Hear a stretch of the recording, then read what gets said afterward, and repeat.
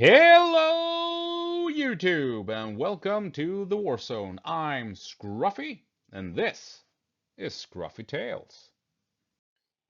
And in today's video, we will be taking a look at the recently opened Kharkiv front up in the north of Ukraine, where Russia's tried a sneaky attack. It's not really a sneaky attack. Everyone's been talking about it for weeks.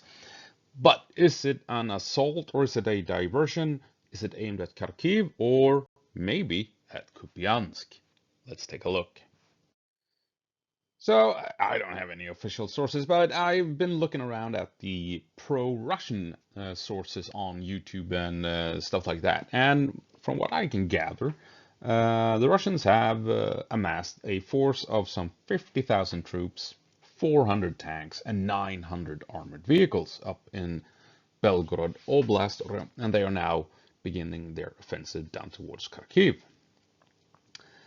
And this is an impressive force, obviously, but we should not forget that. Remember a couple of months back when Russia was mounting this big attack against Kupyansk? Then people are talking about 90,000 troops, 900 armored vehicles and tanks, and 500 artillery pieces. And nothing came of it. Russia produced basically nothing. We should also remember that it may well be 50,000 troops, but that doesn't mean it's 50,000 fighting men.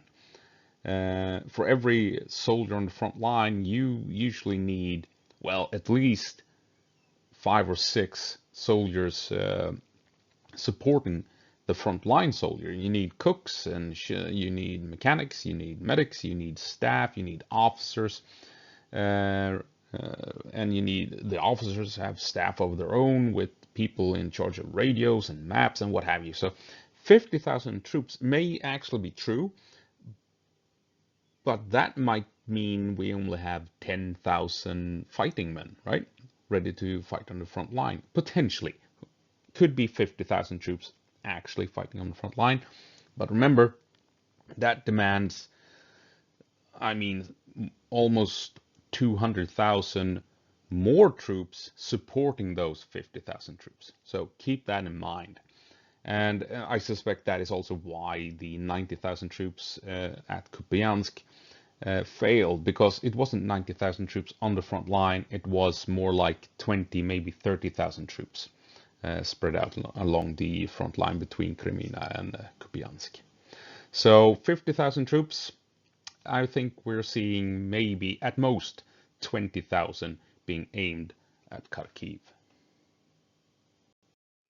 And as you can see here, the green indicates territory that Russia conquered in 2022 and that Ukraine has, over time, liberated from occupation.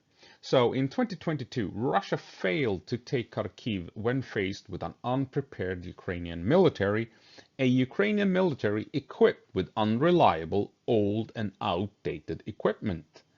In other words, Russian equipment. Now, Russia faces a border that has been mined and where artillery and machine guns have been set up to create kill zones. Trenches are in place, along with minefields, barbed wire, and bunkers. And Kharkiv is vastly larger than Bakhmut or Avdiivka.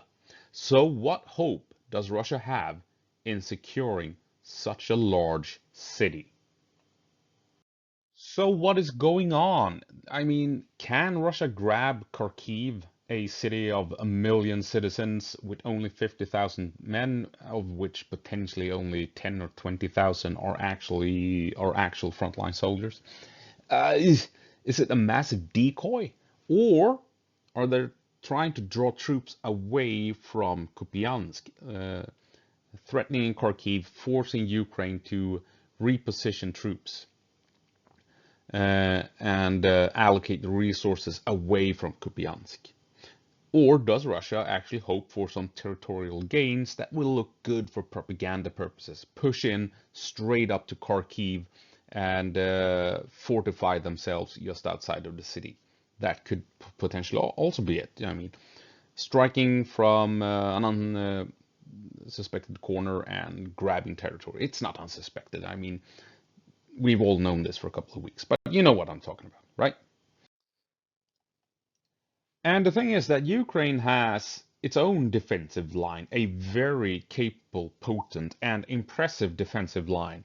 And it includes the Oskil River, where we have Kupyansk, and the Oskil River goes down this way and continues over here. But down here, the Oskil River basically links up with a string of cities and towns, large settlements, going from Slovyansk all the way down to Toretsk.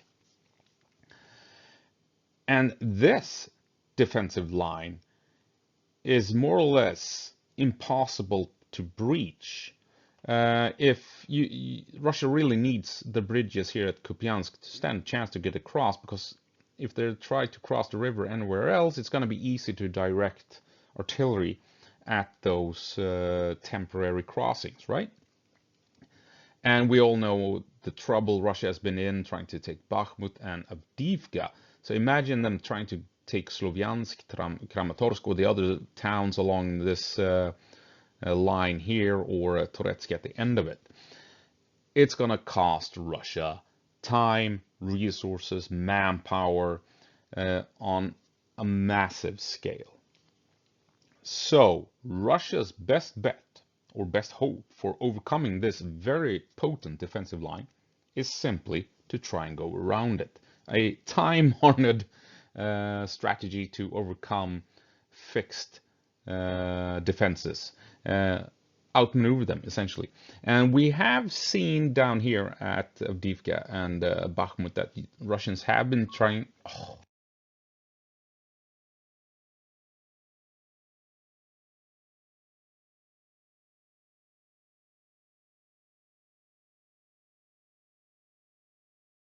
Right, headset shuts down. I keep forgetting it, but they have been trying to begin to outflank this defensive line down here with Avdiivka moving up, and they may be trying to link up here. There's a weak spot right here between all of the settlements where they don't have to fight in urban areas but can fight out in the fields instead. So I'm thinking this is what they're trying to do down here, because if they do link up down here, then can begin to outmaneuver the defensive line in the south. And what happens up here? Well, I'm thinking that Russia is trying to make a move around the Oskil River and move in behind Kupyansk, potentially to draw resources away from Kupyansk, making it easier to attack from established positions towards Kupyansk. But if they are successful and can push into Ukraine, they are in a good spot to reach this highway here and cut supplies straight to Kupyansk. And also, if we take a look at Russia's advances in 2022, well, they did bypass Kharkiv and almost made it all the way here to link up with other forces. So why not do that again to threaten Kupyansk, right?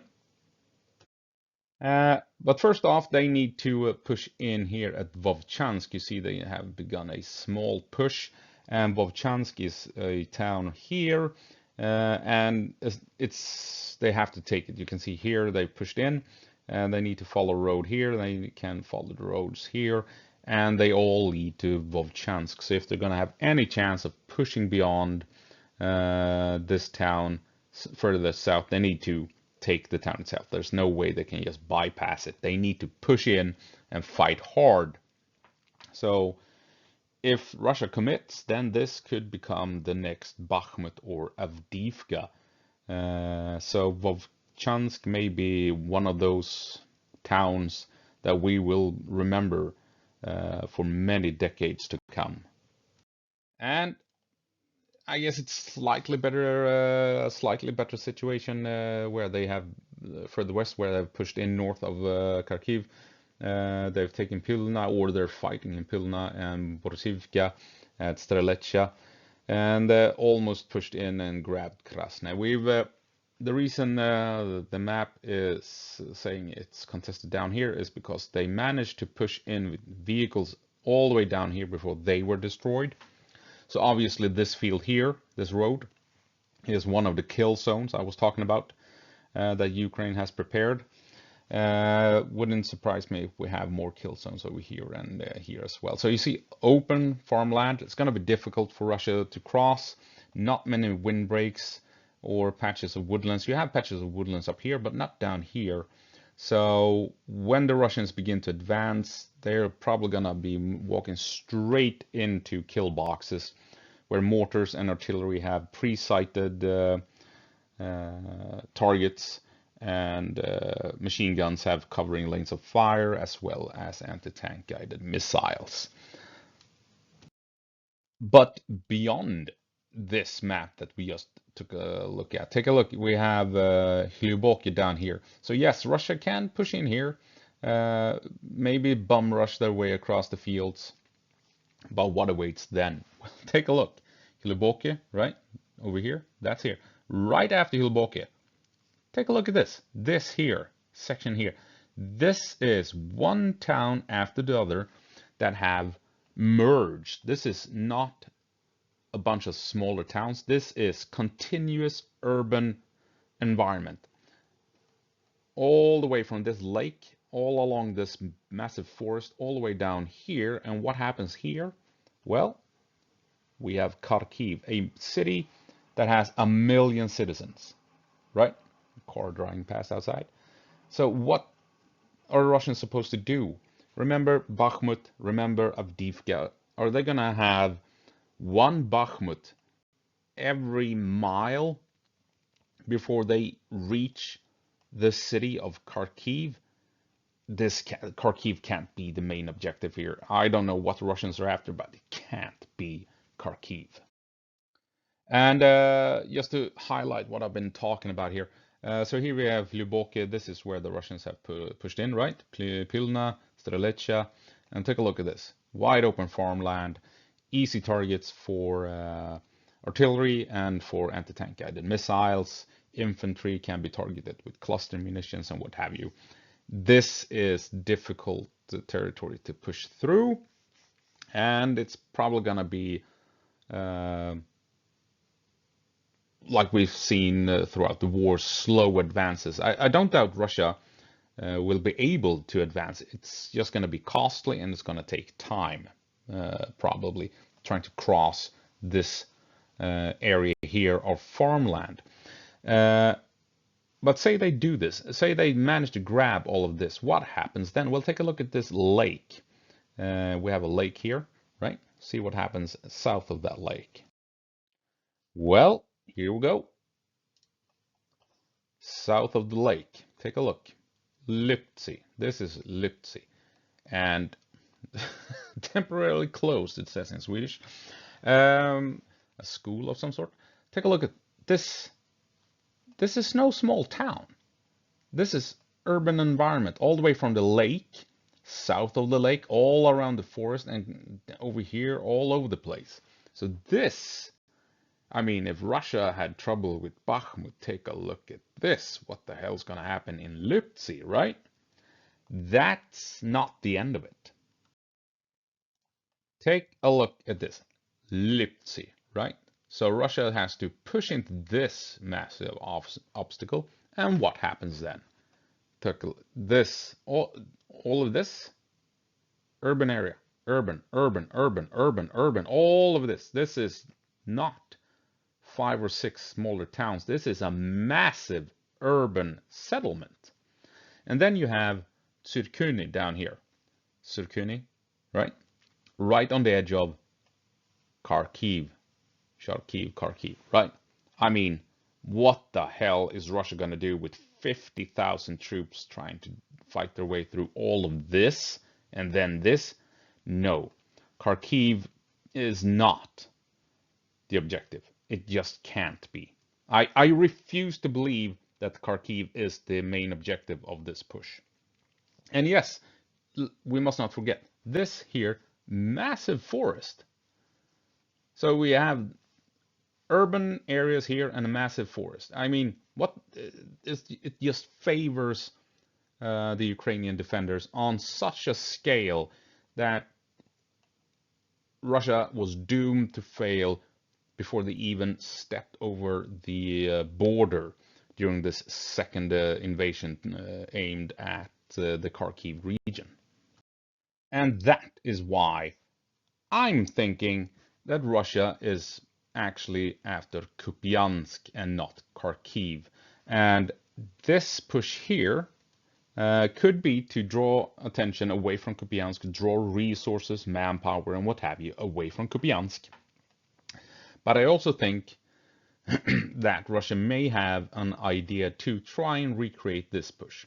Push in to the edge of Kharkiv and then bypass the lakes and rivers here by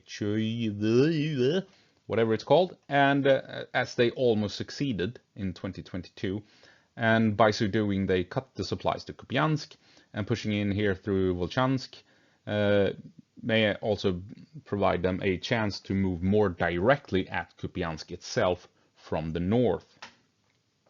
And if they do get some momentum going and manage to push in, we'll see how they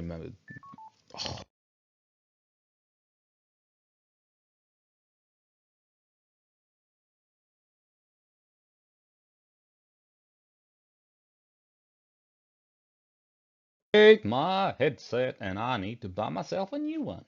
What the hell was I talking about?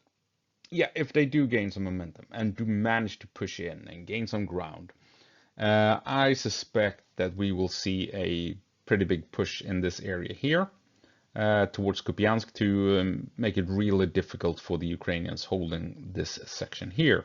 Because if Russia can push in and disrupt Ukrainians from behind, they push in from the front, you know, if everything goes according to plan, if for the Russians, then Kupyansk would be in trouble. But that, I mean, can Russia push in this far from, I don't know. We'll see what happens. But they failed with 90,000 troops pushing along this front. So we'll see if they can succeed with 50,000 pushing along this front. Well, that's it. Who knows what's going on in Russian high command, if they're going after Kharkiv, or if they're going after Kupyansk, or if they have some whole other agenda objective that we haven't thought of. Who knows? But it seems crazy if Russia is trying to make a move on Kharkiv instead of trying to help the assault on Kupyansk. Anyway, we'll see what happens in a couple of days, a couple of weeks, but I don't know. Enough of that. That's the end of the video. As always, go på marsch, Ukraine. Give them hell.